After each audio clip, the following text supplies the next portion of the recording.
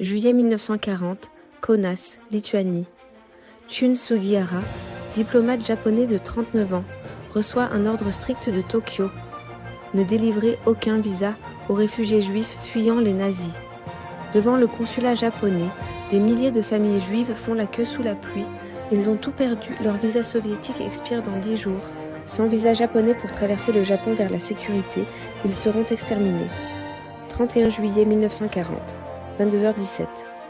Shun rentre chez lui. Sa femme Yukiko lui dit « Regarde par la fenêtre ». Il ouvre les rideaux. 300 visages l'attendent dans la nuit, des enfants collés aux grillas du consulat, leurs mains tendues vers les lumières. Le lendemain matin, Shun s'assoit à son bureau avec 2 tampons officiels et un encrier. Il commence à signer, sans autorisation, sans limite. Pendant 29 jours, il écrit 300 visas par jour. Il signe debout, assis, en marchant vers la gare. Le 1er septembre 1940, jour de son départ forcé, il jette les tampons dans sa valise. Sur le quai de la gare, il continue à signer depuis la fenêtre du train en marche. Il jette les visas aux familles turques qui courent à côté du wagon. À bout de force, il arrache sa propre signature de son registre officiel et la jette à la foule. Tamponnez vous-même.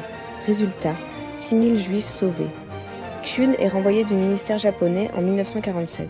En 1985, un homme de 58 ans frappe à sa porte. « Je suis Joseph Rabinovitz. Vous m'avez sauvé à 8 ans. Voici mon passeport. » Le passeport porte le visa Nero 1842, signé Sugihara. Joseph est devenu professeur à l'université hébraïque de Jérusalem. Il remet à Shun un certificat de juste parmi les nations. Shun murmure en pleurant « J'aurais dû en sauver plus. J'aurais dû écrire plus vite. » Il meurt le 31 juillet 1986. Aujourd'hui, ses visas originaux sont exposés au musée de l'Holocauste de Jérusalem. Une statue de bronze le représente à la gare de Kaunas.